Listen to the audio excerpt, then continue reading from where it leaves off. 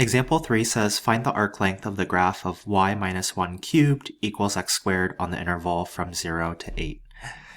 In the previous examples, we've been integrating with respect to x. So in this example, let's mix things up and integrate with respect to y. So I'm going to search for dx dy. That means I'm going to take my curve and I'm going to integrate both sides with respect to y.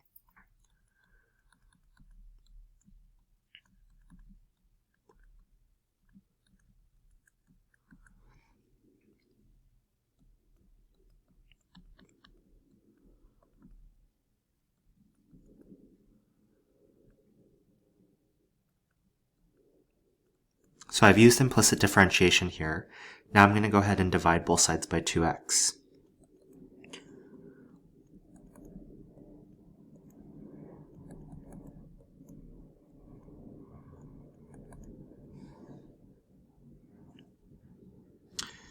Then, since we've solved for dx dy over here, why don't we square it now?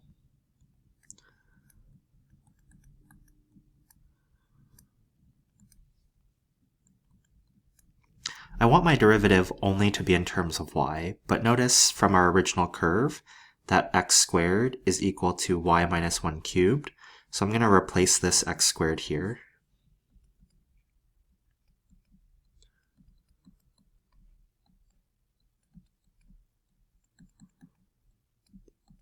And what's going to happen is we'll get some division happening. So I have 9/4 times y minus 1, because there's 4 in the numerator and 3 in the denominator. And if I distribute the 9/4 in, we'll get 9/4 y minus 9/4. Then from here, I want to add 1 to this. So we'll have 9/4 y minus 9/4 plus 1. And if we find a common denominator and simplify that, that should be minus 5/4. And then I'm going to factor out 1/4 from both of those terms. And we'll get 1/4 times 9y minus 5. Now our limits of integration are in terms of x, and we're going to be integrating with respect to y since the differential is in the denominator. Remember, that's a mnemonic device we saw previously. So what I want to do now is I want to solve for new limits. And my original lower limit of integration is x equals 0. So I'm going to go ahead and substitute into my curve x equals 0, and then solve for y.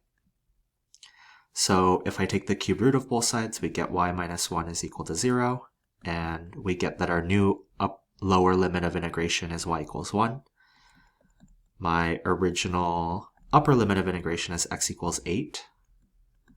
So I'm going to set y minus 1 cubed equal to 8 squared. That gives us y minus 1 cubed is equal to 64. If I take the cube root of both sides, we get y minus 1 is equal to 4. And we find that our new upper limit of integration is y equals 5. Let's go ahead and set up our integral now. So we have our limits of integration are from 1 to 5 of the square root of 1/4 times 9y minus 5 dy. I'm going to go ahead and break up my square root into two separate square roots, and the square root of 1/4 is 1/2, which I will factor outside of my integral.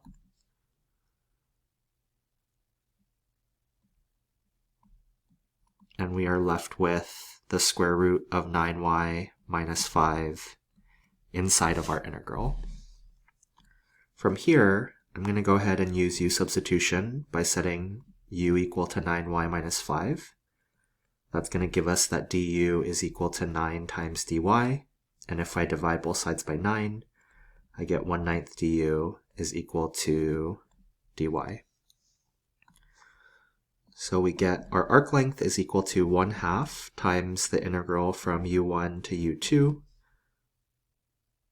of u to the 1/2 power, and then dy is getting replaced with 1/9 du. Let's go ahead and factor out the 1/9. So I have 1/2 times 1/9. And if we take the antiderivative now, we're going to have u to the 3/2 power times 2/3. And we're evaluating this from u1 to u2. This 2 and this 2 will divide out, and we are left with 1 over 27. I'm going to go ahead and sub u back in for 9y minus 5 to the 3/2 power, and we're evaluating this from y equals 1 to y equals 5. I went ahead and plugged in our limits of integration and did some simplification, and this is approximately equal to 9.07342. And so here, this represents our arc length and our final answer. Example 4 says, find the arc length of the graph of y equals the square root of 2x minus x squared. Now notice in this example, we're not given limits of integration, and that's because our function has a domain that we need to find. And because we're dealing with a square root, we cannot take the square root of a negative number. So what we're going to do is we're going to take our radicand, which is 2x minus x squared, and we want to set this greater than or equal to 0. So we have a quadratic inequality, and I'm going to factor out x. And the roots of this quadratic are x equals 0 and x equals 2. So what I can do is I can set up a sign chart. And so here's 0 and here's 2. And I want to know what's going to happen if I plug in numbers on each of these 3 intervals. And what I can do is I can choose test numbers. So how about -1, 1, and 3? So what I'm doing is I'm plugging in my test numbers into the expression x times 2 minus x, and we're checking to see if our output's going to be positive or negative. So let's check x equals -1.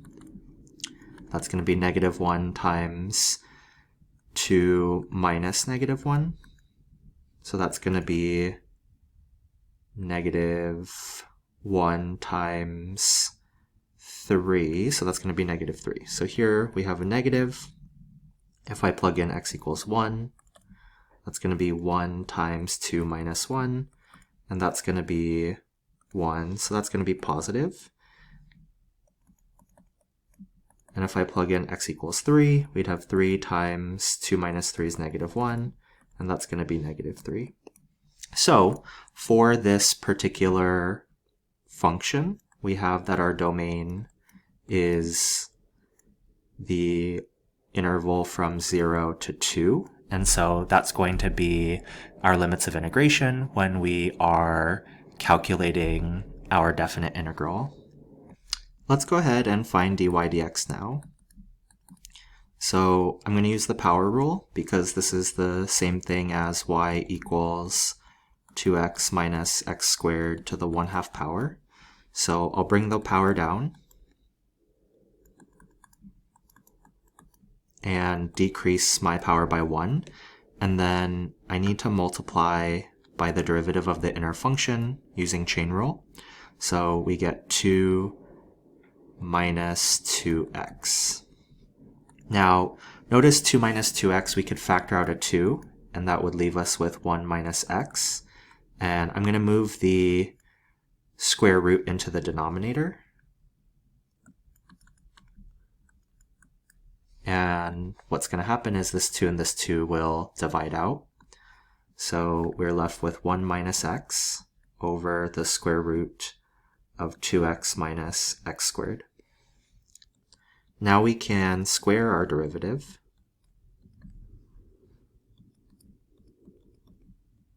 And in the denominator, that's just going to get rid of the square root. Let's go ahead and multiply out the numerator. If we FOIL that out, that's going to be 1 minus 2x plus x squared. And now what I want to do is I want to add 1 to this. So that's going to be 1 minus 2x plus x squared over 2x minus x squared. I'm going to find a common denominator so I can combine these two fractions. So that's going to give me 2x minus x squared over 2x minus x squared. So this thing here is my 1 that I'm adding. But now that they have a common denominator, if I combine the numerators, negative 2x and positive 2x will cancel out, and then x squared minus x squared. So my numerator is just going to end up simplifying to be 1. Now let's go ahead and set up our integral. All right, so we have arc length is equal to the integral from 0 to 2. That was the domain that we found earlier. And then we have the square root of 1 over 2x minus x squared dx. And based off the properties of square roots, I can apply the square root to both the numerator and the denominator separately, and the square root of 1 is just 1, so we can do that. So how do we integrate this thing? Pause the video here and take a minute, see if you can figure out how to integrate this function. If you started off by saying that we need to complete the square, you would be correct. So let's complete the square.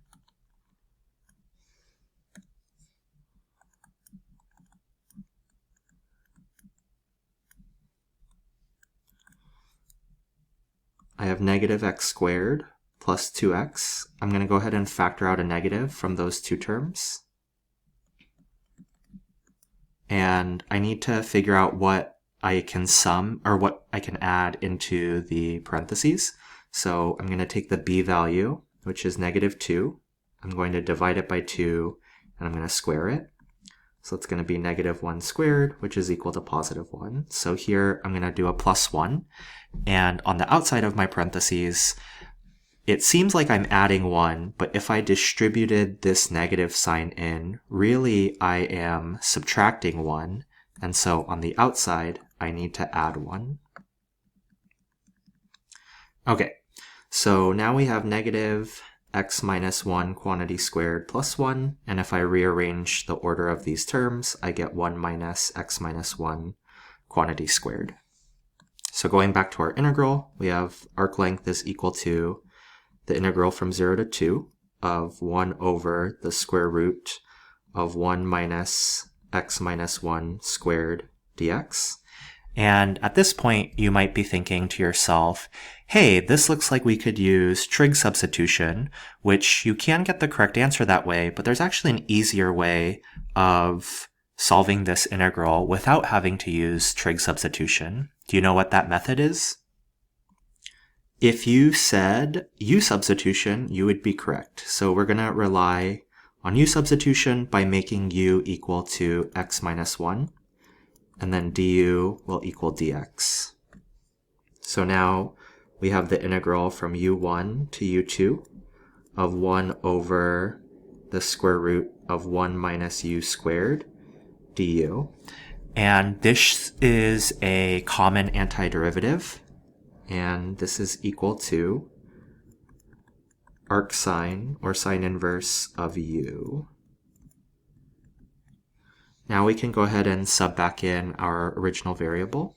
So we have sine inverse of x minus 1, and we're evaluating this between x equals 0 and x equals 2. So we have sine inverse of 1 minus sine inverse of negative 1. Now be careful, the range for arcsine is between negative pi over 2 and positive pi over 2. So be careful when evaluating sine inverse of negative 1. A lot of my students, their instinct is to say that this is equal to 3 pi over 2, but it's not. So sine inverse of positive 1 is equal to pi over 2, and then minus negative pi over 2. So our final answer is going to be pi. How interesting is that for a final answer? So now we're moving on, and we're going to start this next part by creating an arc length function. Suppose we have a function f of x and we want to create a new function that measured the arc length of f from one particular point to another point on the curve. We can define that function to be, I'm going to call it s of x, and it's going to be equal to the definite integral from a to x of the square root of 1 plus f prime of t, quantity squared, dt. So it's been a while, but if we use the part 1 of the fundamental theorem of calculus to differentiate the above equation, we get that ds dx is equal to the square root of 1 plus f prime of x, quantity squared. And now what I'm going to do is I'm going to solve this for ds. So we're going to solve for the differential ds. Remember, ds dx is not a fraction, but it very much behaves like a fraction. Also in this process, I'm going to change f prime of x to the Leibniz notation of our derivative. So we have dy over dx. And then outside of my square root, I have dx. Now what I'm going to do is I'm going to square both sides of my equation here. So that's going to give us ds squared is equal to 1 plus dy over dx squared times dx quantity squared, like that. Now, on the right-hand side of my equation, I'm going to go ahead and distribute this in. And if I do that, we get ds quantity squared is equal to dx squared plus dy squared. Does that look familiar? It should. It kind of looks like the Pythagorean theorem, and that's not a coincidence. So we're going to talk about that further in just a second. At this stage, I'm going to go ahead and take the square root of both sides.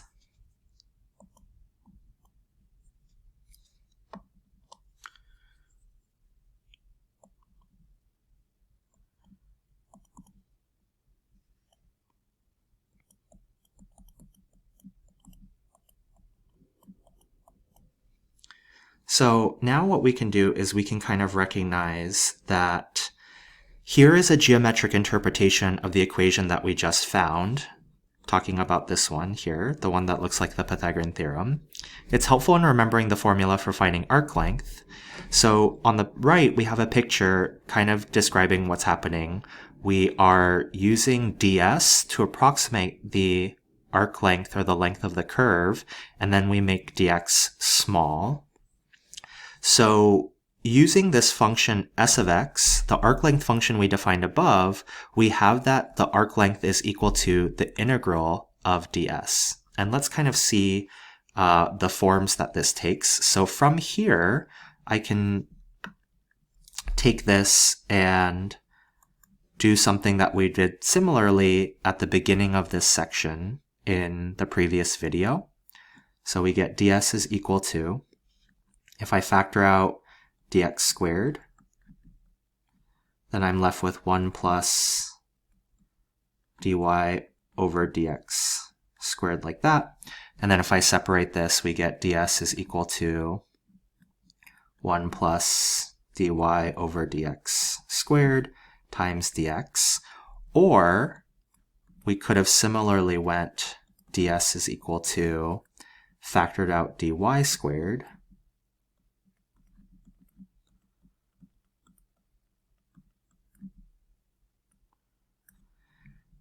and then that would have given us the square root of 1 plus dx over dy quantity squared dy. So that's where ds is coming from, and this is what we'll see here in these next set of alternative arc length formula equations. So the arc length of a curve can be given by L equals the integral of ds, and ds is going to be equal to one of these boxed equations depending on whether you are integrating with respect to x or whether you are integrating with respect to y. So that concludes this video.